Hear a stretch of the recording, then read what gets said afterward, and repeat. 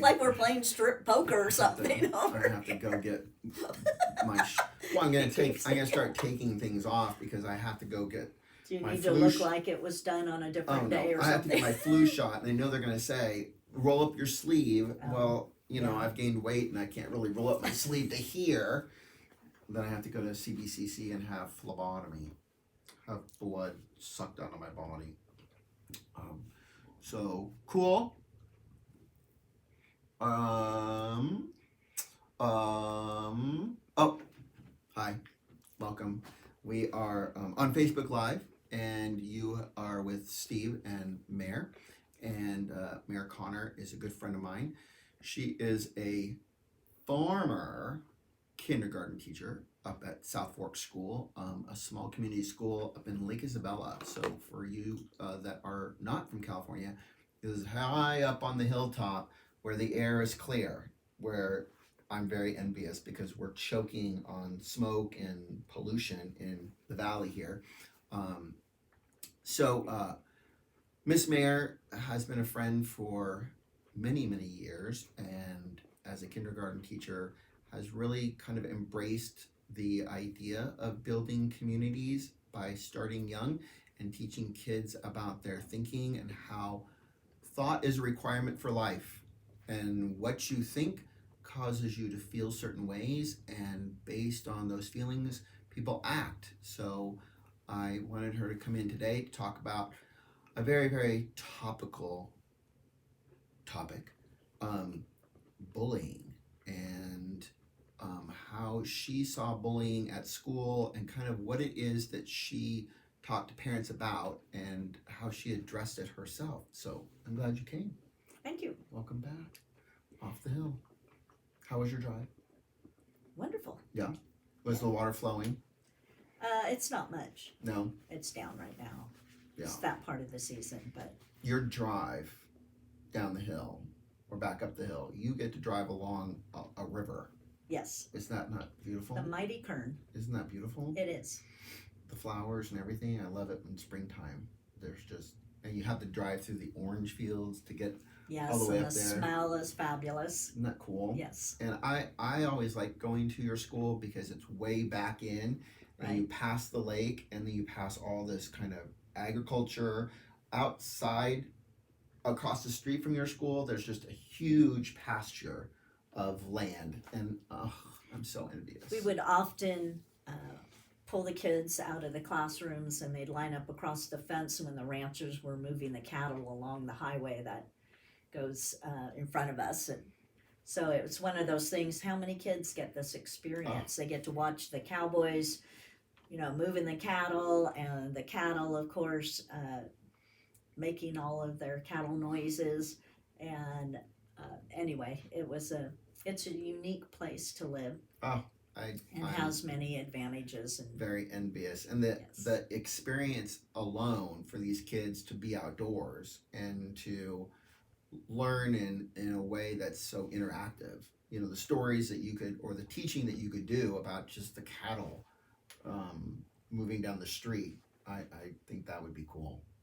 And we would try to show them the benefits of living in this kind of area where other kids never get these experiences who live in the city. Of course, we'd also have to teach them what an elevator is and Really? some of those things. Yes, 5-year-olds who've never been out of the valley, and different things like that. Apartment buildings that are tall, like people actually live in those kinds of apartments. That's crazy. Yeah. I mean, I just don't think thoughts like that things that are so basic to my everyday life in the city, that you would grow up having no concept of that the awe that these kids would have if they ever saw a skyscraper. It could potentially be terrifying. Yes. Right?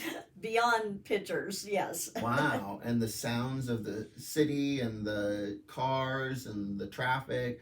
Yeah, I could imagine that being terrifying to them. And believe it or not, some of the children at that age had never even left our valley up there, so they hadn't never even traveled to Bakersfield and seen any kind of city. So, yeah, kind of a unique environment in that way, kind of restricting, and job as a teacher is opening their minds to that other ways of living Well, that that's people experience in our world. that's where I think you and I have a lot in common. I saw this little girl who had a fear of movies. She was 100% convinced that movies were real. That what she was going to see on the screen was really going to happen, or it was going to come out at her. And as an adult, it was hard for me to understand that because I really never thought that way. Mhm. But her thinking, she had no concept of a. I'm old. We call them projectors. I don't know Right. if that's what they are anymore, but she had no concept of film, of a projector, of light on a screen. None of that was part of her thinking. And so her thinking was telling her, what I'm seeing is true and real. And she didn't realize that was her thinking convincing her of that. If she actually knew about the projector and about the film and the way it's cast onto the screen, if she knew that, to what degree would her fear not go away? So when you were talking about the skyscrapers, I'm like going, wow. So their thinking doesn't even register what that's like. Sometimes in my life, my thinking kind of convinces me, right? I mean, I can get really, really angry and frustrated because my thinking is telling me, well, my wife probably should have cleaned her sink out before she left for work, right? Or my wife should have put a load of laundry in before she went to work, or changed out the wash that I had already washed and put in the dryer. My thinking convinces me that she's just she's just lazy and always wants me to do the work. She's just putting it off on me. My thinking convinces me sometimes that the person I've been married to for 27 years is really a terrorist that's out to get me, right? It's hard for me to conceptualize when I'm in that moment, and my thinking has convinced me that all these people that I live with are not good. Well, for our students up there, what you were saying about this little girl thinking all movies were real, for them, it's kind of the opposite. They see so much of the outside world on a screen that they think it's all pretend, or it's all imagination, or it's all a movie. So they miss the reality of, yes. And I would have children sometimes argue with me, no, that isn't really the way it is. No, really it is. Wow. People live differently than we do here. Again, they're 5 years old. I mean, some of them would go ballistic over rain because they had never seen rain that they remembered when we would have rain. Wow. So, you have to think about not only that they've only been walking on this planet for 5 years or 4 years, but that, they're in a very limiting environment.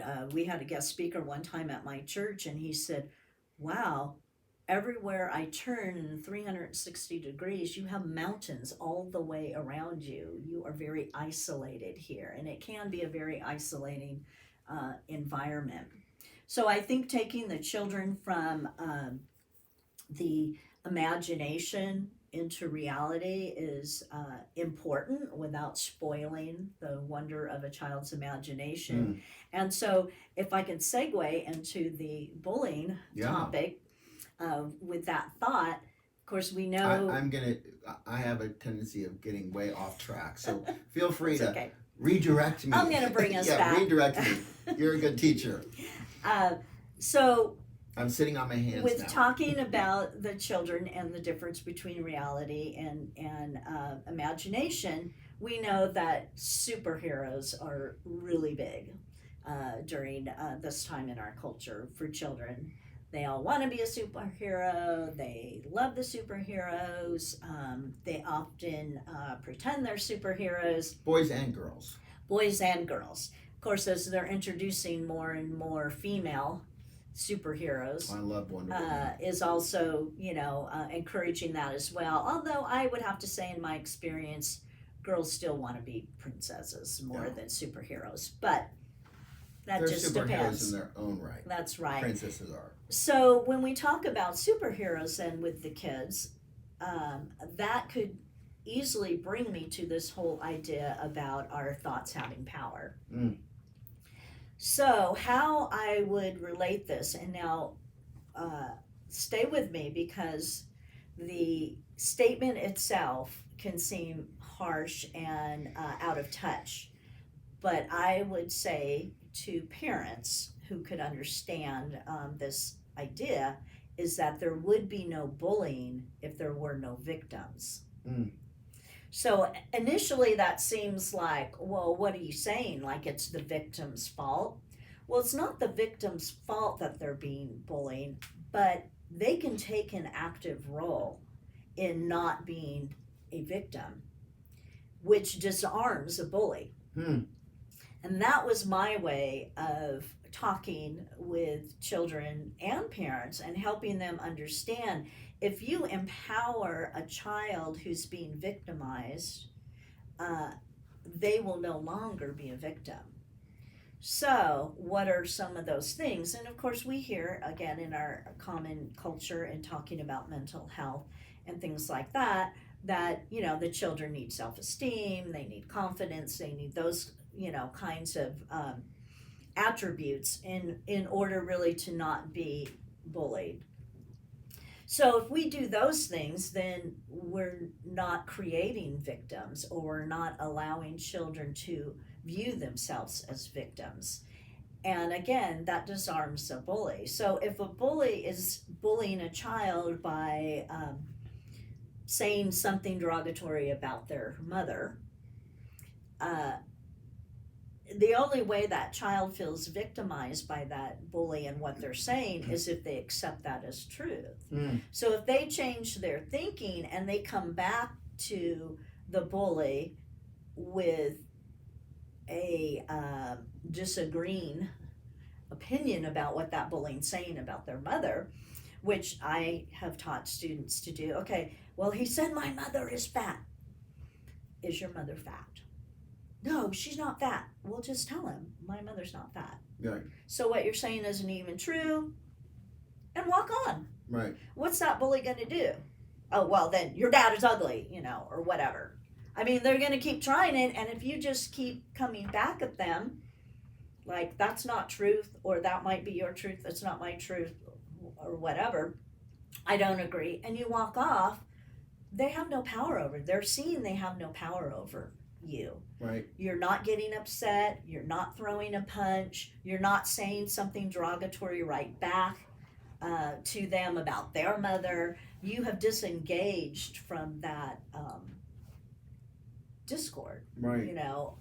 So that was how I would talk to parents, and it seems to have lessened a little, but really with the issue of bullying being so much in the news, and of course I totally am heartbroken over the children who have committed suicide over those kinds of bullying issues, and don't say that I have the answer, but if we start empowering our children at a young age to not allow what another child says to them to become fearful or make them scared, that they have power to say something back, they have power to, in their own head, to think differently about what that person says, and of course soliciting the help of an adult if it's not being taken care of. Again, I don't want to discount some of the things that we tell children they need to do if something continues, but a lot of the rhetoric had become, if a child did something, said something mean to you one time, it would be, he's bullying me, or the parent would come in, my child's being bullied. Well, we didn't know anything about this, what happened? Well, he told my child he couldn't sit in that seat on the bus. Right. Does this happen every day? Is your child scared? Well, no, but okay, well, we have to define bullying, more specifically than that. But again, that is situation where a child might feel powerless. They feel like, especially if there's an age or size difference, but a child can be a superhero and use their own power against this bully by changing their thoughts about what the bully is doing. So that is something that I would work on with the students and use the analogy of a superpower or superhero. You know, what do they do with their powers? Well, they disarm the bad guys, right? Well, that's what you're going to do, is you're going to disarm them, not by, you know, zapping them or you know, putting a web on them or, Right. or whatever, but you know, you can use your words, you can use your attitude, you can walk away, you can, you know, you have a whole lot of choices of your power where that child's not going to continue. Now maybe they'll move on and look for another victim, but if we are teaching all of our children not to be victimized in that way and that they have power against it, then we're going to have a lot less bullying, because bullies need a victim. I think that some of the comments that people are making, that I don't know if you have gotten them before, but people have said, oh, well, that's easier said than done, right? Changing your thinking, telling kids to just change their thinking, and that just seems like it's really simpler than you really are making it. It's really harder than you're making it out to be. Well, I would say, like any other new skill that we're learning, it has to be practiced and it has to be reinforced. And if we have a group of adults and other children around someone who may be feeling victimized, to remind them of their own powers and to practice it every time it comes, and to start saying the words Yeah. out loud to themselves and to the bully. I don't agree with that. I don't accept what you're saying. I'm not going to do what you tell me to do. You know, I'm not afraid of you. You don't have power over me. And those, you know, those kinds of ways of reinforcing that thought. Then, just like when adults are trying to change their thinking, we have to be intentional and we have to practice it. Well, I like that because it's not one and done.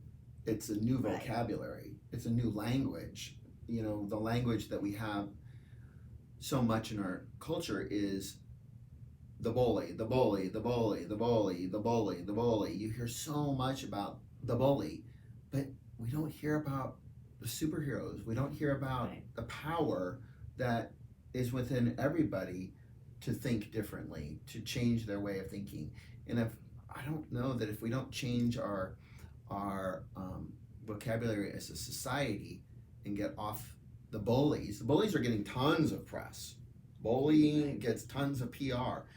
Yeah, but the kids that you're teaching this idea of the superhero and the power, I would love for that to get more press. I would love for that to get more part of our culture. Right. And again, I don't want to disregard the just how serious bullying can become, especially as children age and get into, you know, the junior high and high school years. We also need to, of course, address the bullies, because there are reasons why they feel the need to have power over other people. And not being a psychologist myself, I would say, in my experience of younger children who are bullies, is they are often being bullied by someone themselves, often in the home with an abusive parent.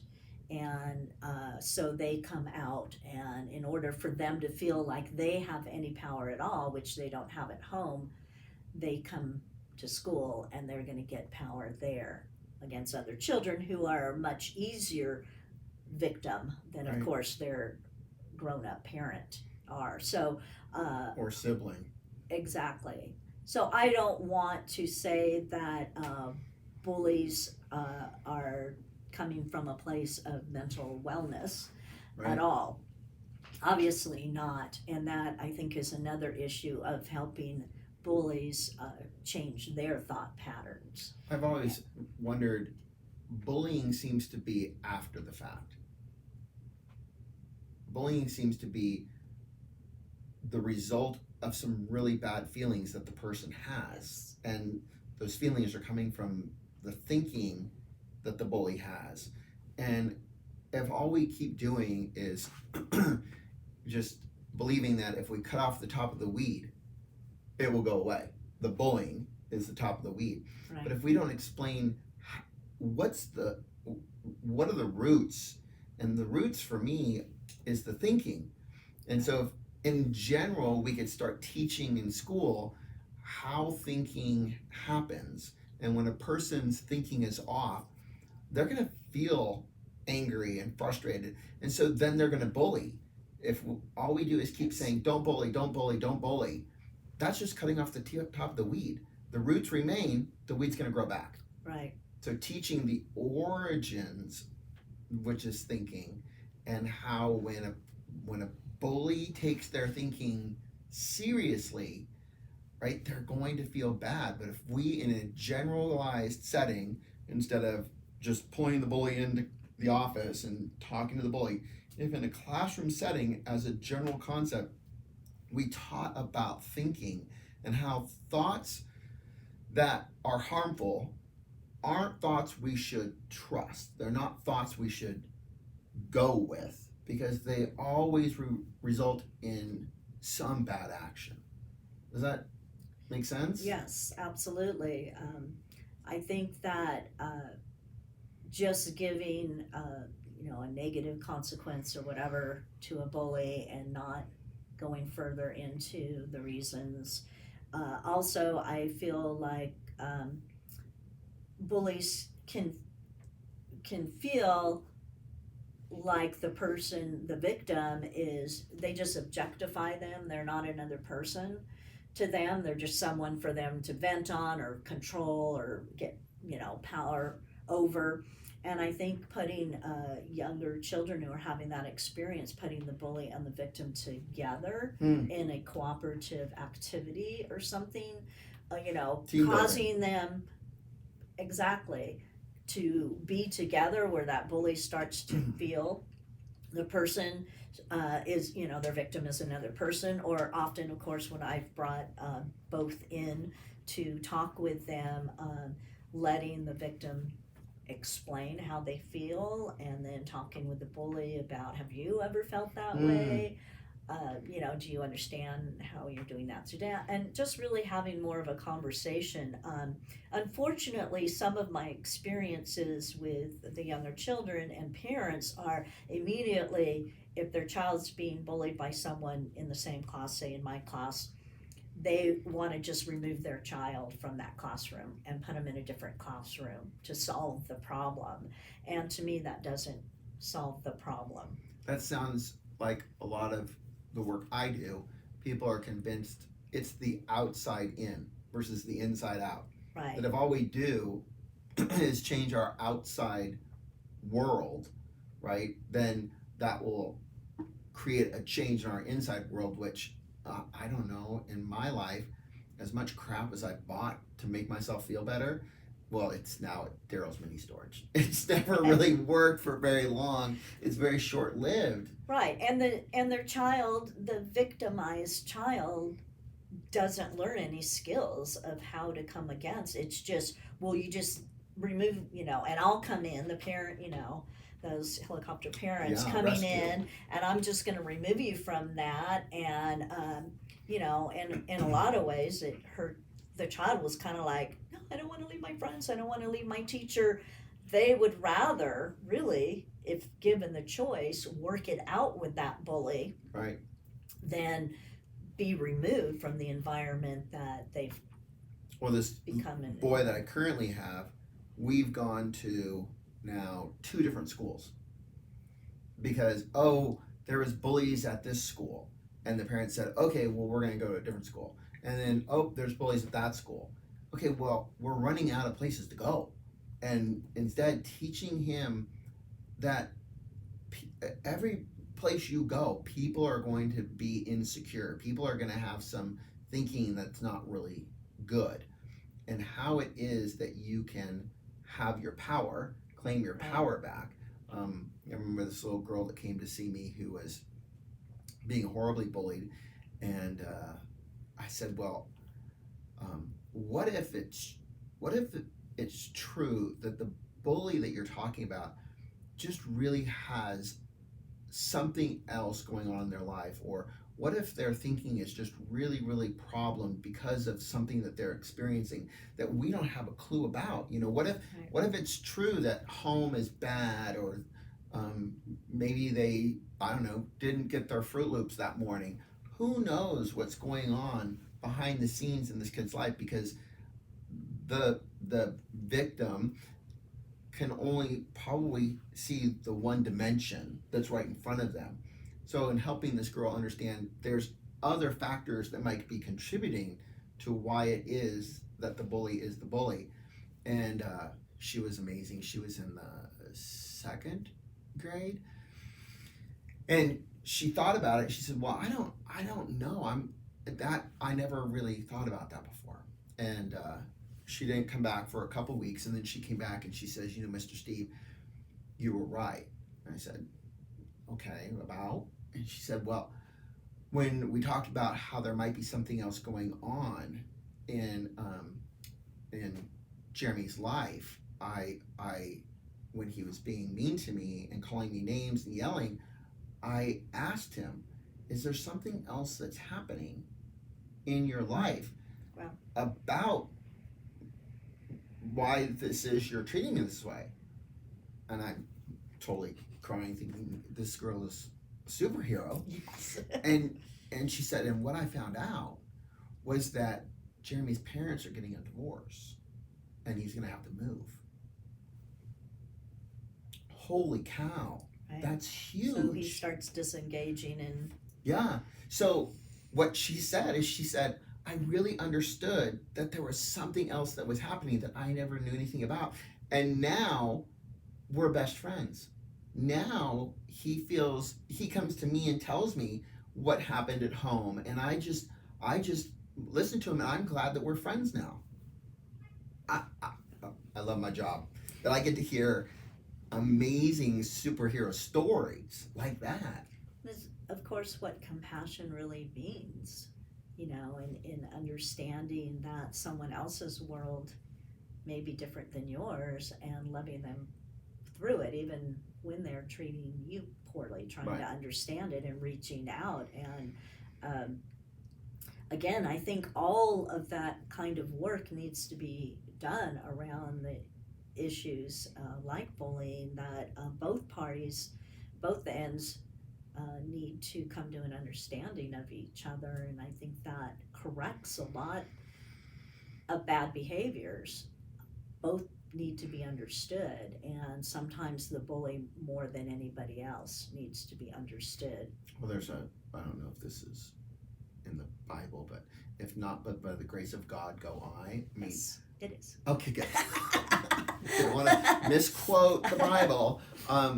But yeah, it's so easy to fall into the trap of my thinking, which I said earlier causes me to believe that I'm living with horrible people. And so how easy it would be, and how Renee's not here, so she can't comment, but how often am I a bully in my own home? Because I've started to believe some thinking that really might not be true. So yeah, it can happen at any age, and just recognizing it. And I think for a bully to realize it just doesn't feel good, that's the beginning of change. That bullying doesn't feel good because it's not supposed to, because it's supposed to point you to something about what's happening inside, right? The way you feel isn't coming from your outside world, it's coming from here. I've often taught kids that feelings are an indicator of your thinking, right? That Right. when a kid is experiencing a bully, I ask them, so do you have like a this thing, and honestly, it terrifies me, in your sink in the kitchen, and your mom has told you, don't put your hand down this thing, this sink, because it's the garbage disposal side. Have you ever heard that? Oh yeah, my mom tells me not to put my hand down there. Well, have you ever heard your mom turn it on? Yeah, and it makes a ton of noise. Yes, that's a bully. A bully's gonna make a ton of noise, and if you stick your hand into a bully, if you get close to that bully, if you take what that bully is saying personally, now you're gonna get hurt. But if you realize that noise is happening because of something that's inside of them, then you don't have to get near it. You're probably better off to not get near the garbage disposal. And it's definitely important to not stick your hand on it.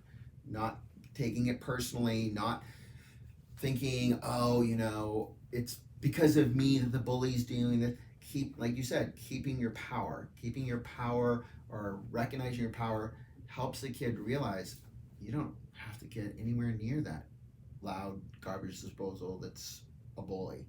That's very cool. I don't know, I'm full of analogies. Maybe they work, maybe they don't. That's a good one. My staff tells me, no more analogies. Okay, whatever. Yeah, but I think that what's cool is when you can use language like that to teach, right? Because how many kids know about garbage disposal? How many kids know about superheroes, right? Right. As adults, speaking at their level that's relatable, because how many of your students now realize, Miss Connor, I was a superhero. I didn't take the bullies things that they were saying as the truth. Have you ever had a kid come back and tell you that they understood your superhero? Certainly. And just hearing, I'd love to just sit back. One thing that was nice when we changed to breakfast in the classroom was they would have that time first thing in the morning in their little groups where they're socializing and eating their breakfast. And I would just float around and listen to their conversations that they would have with each other. And sometimes things were going that way. One student they woke up on the wrong side of the bed, or something happened at home before they came to school, so they walked in with a really bad attitude and they were going to take it out on somebody. And then to hear another student trying to maybe even calm them with a compassionate response to them, or let them know you're not going to treat me this way. Yeah. And and sometimes I would intervene and say, because I would have known what had happened to them at home, or sometimes it was the night before, and I would just say, something has happened at their home that has made them really unhappy or mad, and so, we're going to cut them a little slack today. Don't let them push you around. Let me know if they're, trying to push you around. But just so you know, they're just going to be grumpy today, and we're going to let them get grumpy until they are distracted. Right. And again, just teaching children that other people might be going through other things, like you said, that we don't even know about, creates that compassion, and it changes their response. And then I might hear them say to another student, oh, they had something happen that made them mad, so that's why they're mad. They're not really mad at you. And has a ripple effect. So. I'm just thinking the kindergartners probably have such greater wisdom than some adults. We could probably all learn from these kids that they get it, and then when they get it, it becomes a game changer. How thick headed am I as an adult, because I have so much gunk built up and justification for why it is I'm a bully and why it is I do what I do, when really it's just my thinking, and I would be a lot better off to let that go. When you talked about letting them get distracted, that's kind of like thought shifting, that when a kid ends up realizing, oh, now I'm having fun, right? And what was happening before? Well, I was really in a bad mood. Right. And how did you change this? Reminds me of another story of a teenage girl that first visit in my office, and her parents brought her, obviously, this was not a willing participant. And she was in my waiting room, and I called the parents in to talk to me, and she looked like she was gonna spit nails. Not a happy camper. So I talked to the parents. I said, "So, did you tell your daughter she was coming today?" "No, because we were afraid if we did, she wouldn't be here." "Oh, well, thanks for that, because that's what's sitting in my waiting room right now is a really angry teen." And so I realized at that moment, you know, I'm gonna address this in a different way. So the girl came in, and I said, "So apparently you thought you were going to Starbucks, and your parents brought you here, and you were rather surprised." And she kind of laughed. She said, About a bait "No." and switch. Yeah, right. Lucky me. And I said, "So what school do you go to?" And she told me the school, and I said, "Oh, you go to the school where, do you know this teacher?" Because I know all the bad teachers.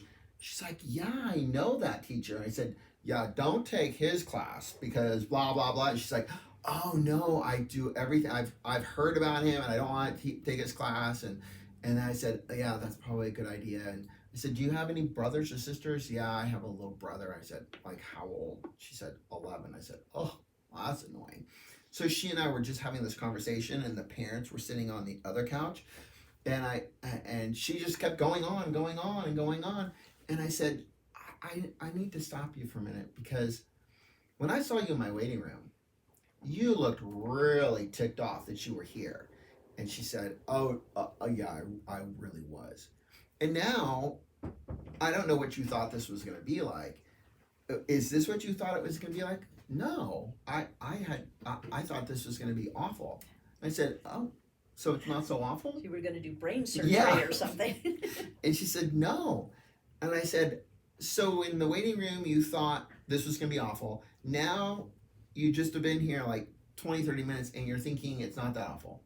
Did you read a book from my waiting room to my office about how to change your thinking and how to like what it is that you originally didn't like? Or what changed?" And she said, "I don't know." And I said, "What if you knew it was your thinking that changed? Because what you're thinking now is completely different." And she's like, "That's really weird. I never thought about that before." And I said, "And it happens like that. It doesn't mean you had to work with me for a year to get over that thinking. No, it happens instantly." So at your school, I'm imagining kindergartners being able to thought shift really quickly when they get out onto the playground. That bad attitude that they had before, gone. Mhm. Is that true? Oh, absolutely. And so often, parents would bring the child in the morning and take me aside and say, their dog died or whatever, so they're probably going to be really off today and all of that. And I would say, "Okay, thanks for sharing that with me." So, I'd let the child know, "I'm sorry about what happened, whatever." And then, we're active in kindergarten. The whole day would go by and they were just great and fine and never even thought about the dog. And, the parents might pick them up and ask me. And I would say, "Well, we were pretty busy. I don't think they had a chance to think about it. So they're doing okay." And, so often that distraction is important, Right. not to sweep something under the rug, but again, to get your thoughts somewhere else, to take them, out of that dark hole or whatever, out of that angry situation. One thing that I often would say to my children in class also was that, if something horrible had happened at their home the night before, "Well, you're not there right now. And this is a safe place." I had one little boy who witnessed a shooting in his home. He was a second grader, and it was my first year of teaching. And, they bring him to school the next day. There he is, and he's supposed to act like nothing ever happened. And I would just reassure him, "Of course, I couldn't change what happened, but you're safe here. Right. This is a place where you're safe, and you have friends and you have people who love you." And so often that in itself, the different environment is the distraction. Yeah. So people that have commented, it's easier said than done. Well, I don't know if, I mean, I believe it really is that easy, because we've been doing things for so long in a certain way. We've been doing too much and distracting somebody's thinking. Recognizing thought shifting happens all the time. What I thought I was going to wear today, I didn't wear. My thinking changed. So thinking really does change. I just don't know that people really recognize how easy thinking changes. I think we're convinced we have to do a lot to work this thinking out, or we need to do a lot. No, a lot of times in my experience, people that are bullies, people that are really in a bad mood, are spending a lot of time doing a lot versus if they just took a walk, if they just went out and watched the cowboys herd the cattle. How can you still be, I guess you could, how could you be ticked off when now you're just outdoors watching the cows? And we certainly used at our school the ability for students to call their own like timeout and say they'd come in from recess and they had some altercation with somebody on the playground and they were so upset, and they, you know, our middle school students, and they tell the teacher, I need to go run a lap. Go ahead. Wow. And then they'd come and change, you know, and so that self-management of knowing when you need to blow off steam in a different area, or you're going to get yourself in more trouble, or you're not going to get over an issue. I'm sitting here going, I'm so glad Renee's not in the room, because she would definitely tell me to go take a timeout. As an adult, maybe some adults need an adult timeout. Oh, we have had teachers who will tell the students, I need a timeout. And I think maybe I've said that a few times. And I turn on some classical music in the classroom and dim the lights and like, okay, your teacher needs a timeout right now because I'm frustrated, and well, I'll just calm. Well, so, that's another cool approach, is to be transparent, right? Because there's not a real difference. I've said it the whole time we've been sitting here. There's not a lot of difference between what you're talking about. You're talking about kindergartners, and I'm sitting here thinking, well, are you talking about me? Because a lot of that sounds like it's about me. So there's not a lot of difference between us as adults and kindergartners. Sometimes we as adults just think we know more, when if we just really learned more from our kids are probably better counselors than I probably ever have been. And we're never too old to learn. Yeah, and I think kids really respect us recognizing we struggle too. Right, and I've apologized to my class for, you know, raising my voice, getting angry, and showing that part of me that wasn't, you know, good. Yeah, so we're not sitting here on our high horse saying, we never get like that. We're Mayor and Steve. But show them how you apologize, how you acknowledge that you did something you weren't proud of, and they're able to do it too when they see it. Well, I am so thankful that you, as a superhero, have joined me today and shared your understanding and work with kids on the idea of bullying and how thinking affects not only the bullies, but how all kids are superheroes inside, and all kids have that ability to think differently about a situation. And as always, I'm so glad that you are one of many teachers that are building a community of well-being in our kids, and the ripple effect in our society. I can only imagine how great things can be and are changing by people understanding their own thinking. So thank you for coming today. You're very welcome. Thanks for having me. All right, that is our Facebook Live. Please, you know, every time you come here, I don't know if it's because I never listened as a kid in school, but I never had you as a teacher, so I just get so enthralled with listening to you. So I never get to, we have the computer here and we never get to comment back, but I will do my best to do my homework and comment back to everybody that's shared. Please follow us for more amazing conversations with friends of mine like Mayor. And comment, like, subscribe, share, whatever you're supposed to do on social media. And we will see you next time on Facebook Live and the Human Interactive Lounge. This is Steve and Mayor. Bye-bye.